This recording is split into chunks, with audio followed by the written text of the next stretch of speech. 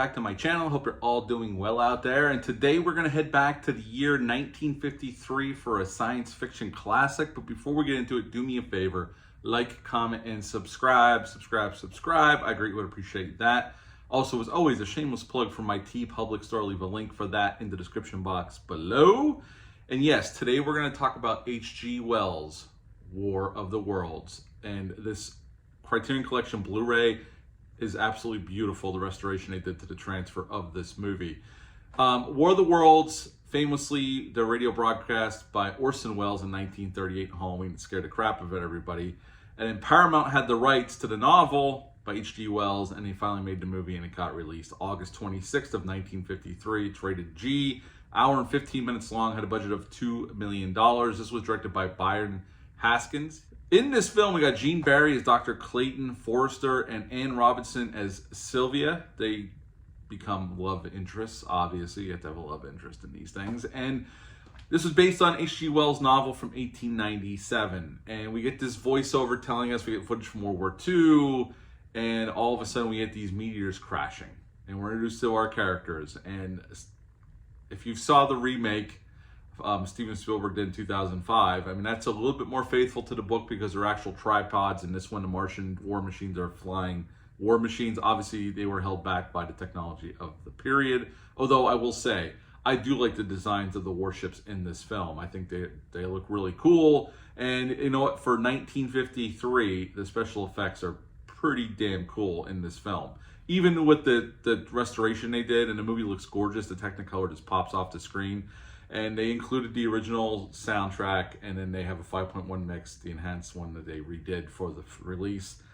This isn't the case for physical media, but I just want to say, if you like this movie, this Blu-ray from Criterion Collection is definitely worth picking up and owning in your physical media collection.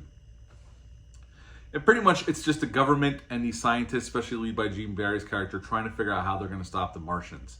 They're destroying things, they're attacking the cities, especially Los Angeles, and they can vaporize people. People turn into dust, just like the Steven Spielberg version of 2005.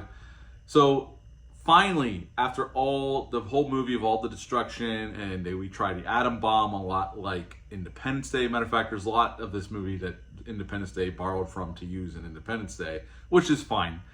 You know, this is a classic, so I don't mind films taking little bits and pieces of it, and Independence Day sure as hell did take inspiration from this movie, and why wouldn't you? This is definitely a classic film. And then finally, the ships start crashing, and they find out that just little particles of bacteria on Earth are what kill the aliens, because they're very fragile. And just like the Steven Spielberg version, that's how it ends, and humanity is saved. And this movie's only an hour and 15 minutes. This movie moves, man. It moves. I mean, they don't waste any moments here. And you'll see some same beats of the Steven Spielberg. I mean, this was based on a novel. Spielberg with the tripods is a little bit more faithful, because in the book they were tripods, like I said earlier. But I think the acting's really well done. The movie looks gorgeous in Technicolor, and the transfer, like I said, looks amazing. I love the effects here. This is old school Hollywood. I mean, this was a big budget Hollywood spectacle for 53. I mean, now we'll look at this as a little quaint because we're on CGI overload and anything's possible. But back then, as you know, they had to build this stuff and pull it off for real, or do rotoscoping or all kinds of tricks. I mean, they didn't have CGI to do these things. So yeah, somebody had to build it. And I think the designs are really well done. And I think they pull them off marvelously for a movie of this age and the technology of the early 50s. So, you know, hats off to them for really going for it and trying to do something out of the box. Originally, they were going to shoot this in 3D, or parts of it in 3D. They decided not to do that. I think it was just, they had so much on their plate, there was no way they could pull off 3D, and this was early 3D, obviously. Each Martian war machine needed 20 wires to operate it, and one of the wires was to power it, the lights on it, and the other was to maneuver it around. And honestly, even with the new transfer, you could see the wires a little bit, but you really got to look for them. So they did a really nice job hiding the way they had to make these machines move. And even the aliens themselves, I always like the designs of those. And you only get brief looks at it. It's not like you get a full-on, it doesn't stay on screen for a whole while, but I think they look pretty cool. Again, considering this movie was made in the early 50s. Most of the soldiers in the movie were actually real National Guard soldiers. They were allowed to be part of the production, so that was pretty cool. And most of this movie was shot in California, and some of it was shot in Florence, Arizona. Now, this movie, the H.G. Wells estate was so thrilled with the production on this movie that George Paul, who was the producer of this film, they loved it so much that they told him he could pick anything of H.G. Wells, and he chose The Time Machine in 1960 to make that movie. Other than that, I mean, I really love this movie. This is a movie I used to watch a lot on TV as a kid. I used to play the crap out of it on TV.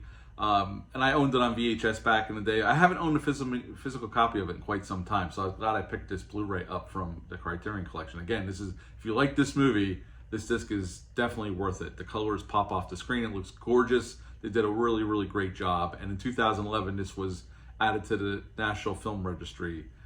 So that was pretty cool as well, and the film definitely deserves that. At the end of the day, this is a classic. I really love this movie. I've seen it since I was a little kid. I've seen it many times over the years. If you've never seen it, I highly recommend checking it out. I mean, this is early, sci-fi, but there's a lot of cool ideas in here.